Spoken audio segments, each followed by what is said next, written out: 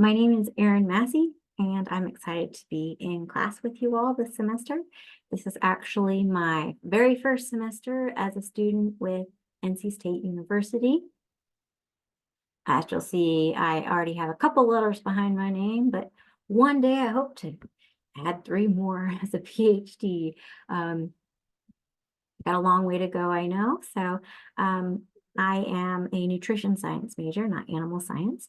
And my advisor is Dr. Virginia Stage. On the left, you'll see a picture of my family, my husband, Jason, holding us all together like he always does. Noah is 1 in the beanie, and Jameson will turn 4 this year on the right. So some more things about me to know. Where it all began. I grew up in Charlotte, more specifically Mint Hill Matthews area, so the rural part of Charlotte. We all share the same zip code, but Mint Hill is known for having the most farmland in the area. That doesn't mean I grew up a farmer or on farmland. In fact, we didn't grow a whole lot. My mother accidentally killed most things with Roundup when we did have a garden. So I wasn't in the FFA, but I did do theater. So you'll see this actually in middle school, but I was in a rendition of Hollywood Hillbillies, and that was a lot of fun. So as I chose my degree, I didn't have the history of being in sports like many of my classmates did. It made for an interesting mix. I think I chose nutrition as my undergraduate degree path because I loved science and I love to eat. I used to say, oh, my family had medical issues and I wanted to fix them all, but that really isn't the truth. I love food and I love to eat. And I just wanted to know more about that. How can you eat more and still stay thin? Was the initial start as a dietitian. That's not my outlook anymore, but starting, maybe it had a little bit to do with it. So I did all 4 years at Western Carolina University. In the picture, I think we're going to FNCE, which is our food nutrition conference that's held every year in a different state. It's a lot of fun. You get to eat for free, a lot of healthy foods and things that chefs are making. It's great. I think the undergraduate program at Western really grooms students to become a registered dietitian. Of course, there are other career options in nutrition, as we all know, but Western definitely guides students towards being a dietitian. And I didn't want to do that. I actually was going to go to NC State, my first round as a master's student, in food science. I wanted to know more about food science.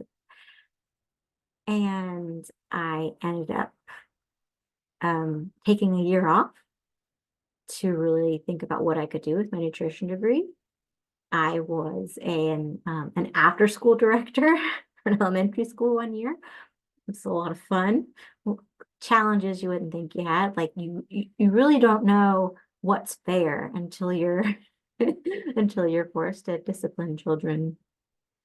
And I also went to Brevard College for a short amount of time, thinking that I wanted to be a science teacher. But even when I was getting my degree, I'm like, I'm going to have extra credit nutrition questions if I'm a teacher. I'm going to be the next Miss Frizzle. That obviously didn't happen. I went back to Western and pursued a degree to become a registered dietitian, which I did. And I got a degree in health science with a concentration in management. Everything pushing me in the direction of working in a hospital system, the thing that I really didn't want to do. But there I am working in a hospital system. And you know what? There are a lot of things about working in a hospital that I really enjoyed that I thought that I wouldn't enjoy. The lab coat was a big one. You feel cool putting on a suit, but you feel even cooler putting on a lab coat and feeling official walking down the hall. Although some people thought I was a doctor and then I had to correct them. But it feels great to be part of a medical team and to make decisions that are going to affect someone's health. There's a thrill to that. So after I became a registered dietitian, which I think there's some things about becoming a registered dietitian that most people don't know. Um, Number one is that it requires a internship. They call it an internship, but it's really a residency program. It's usually 9 to 10 months, and they are usually unpaid. Unlike other areas in healthcare, like doctors, OT, um, physical therapy, usually those residency programs are paid because they're working full time. As a dietitian, most of those internships are not paid. It's rare that you find an internship program that is paid.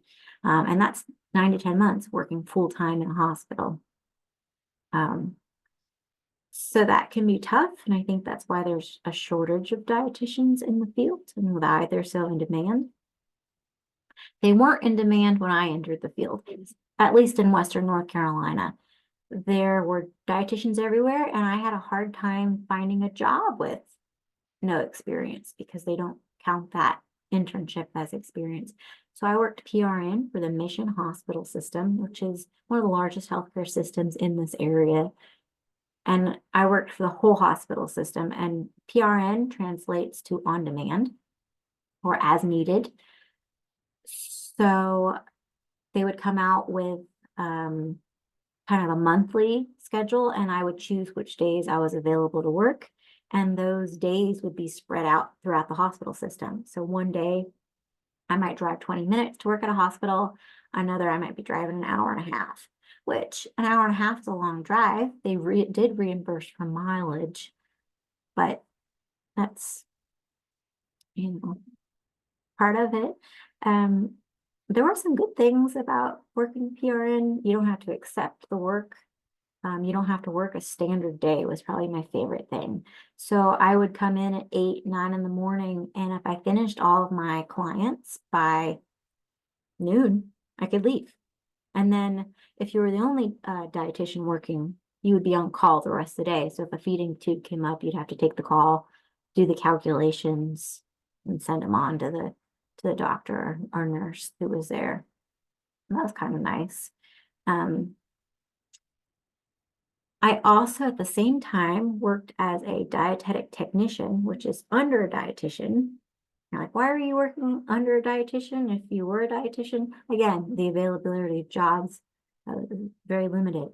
So I made patient trays, verified allergies, and did prep in the kitchen. It's a lot of fun. It was exhausting work. Between working PRN and as a DTR, I worked a minimum of 54 hours a week.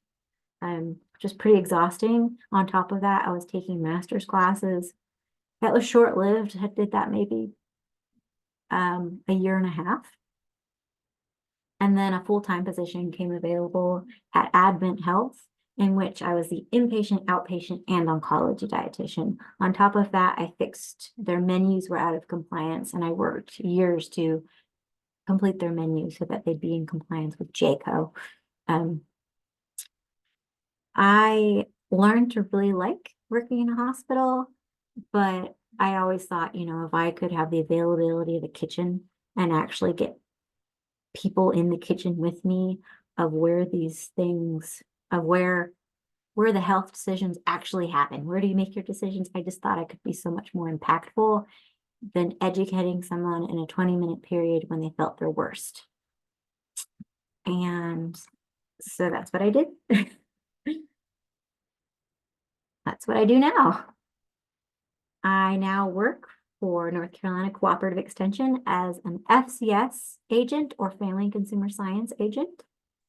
And the duties of an FCS agent or the classes that are taught depend on the needs of the county and the expertise of that agent. And so a couple of the classes that I taught in 2023 are shown here. I did, starting on the left, I did Kids and Chefs with our 4-H agent, in which I got my chef friends from the hospital to come in and teach middle schoolers different cooking techniques. They always had full balanced meals, so we got more exposure to vegetables and fruit than they wanted, but it was good for them. And then I did veggie stamping as part of a week-long agriculture week within our county. Veggie stamping, the goal is to increase exposure to fruits and vegetables with tactile engagement. So for instance, you take okra and you cut it, you look at the membrane and then you paint it and you put it down and it kind of looks like a flower. So we did that with a variety of fruits and vegetables. It was very popular, all very cold that day. And then some of the things that were popular last year were fermentation science. So here I am presenting at Hunger Coalition about um, making sauerkraut, making shrubs, and I'm actually going to host a kimchi making workshop in a couple weeks.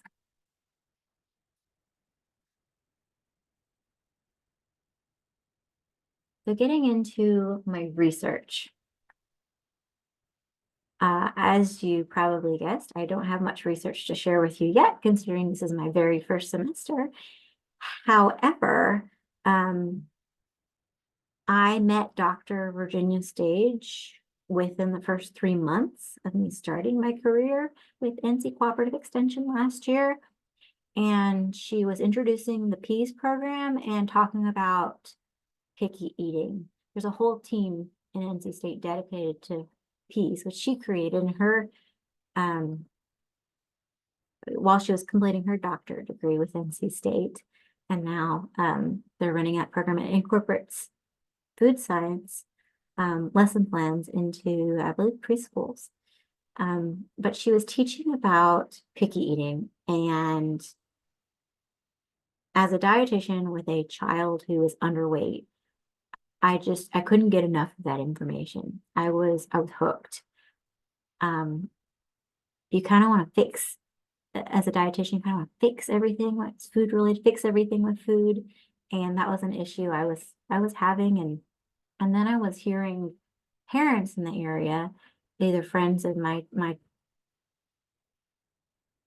child or their parents, or just people I was encountering through 4-H that had families.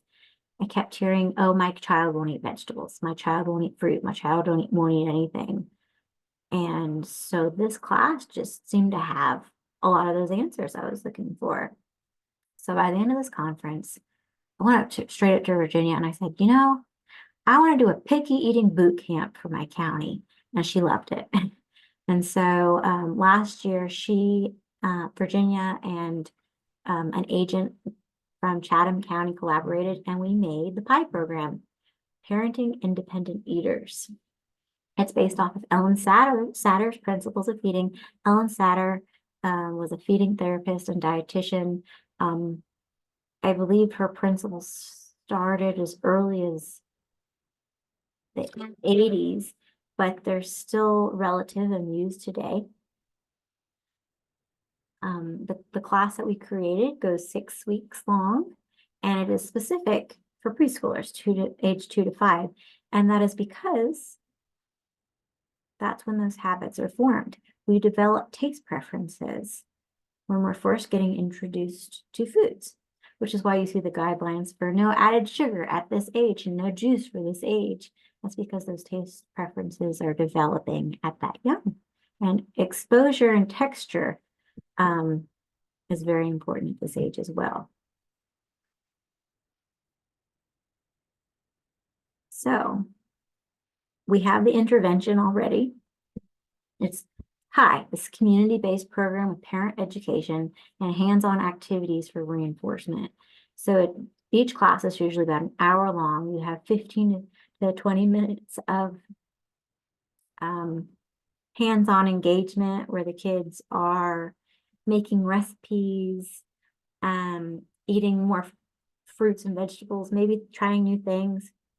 And then you have 45-ish minutes of education with the parents, in which the parents are setting goals for the next week, hopefully applying them at home, and then they discuss that at the next meeting.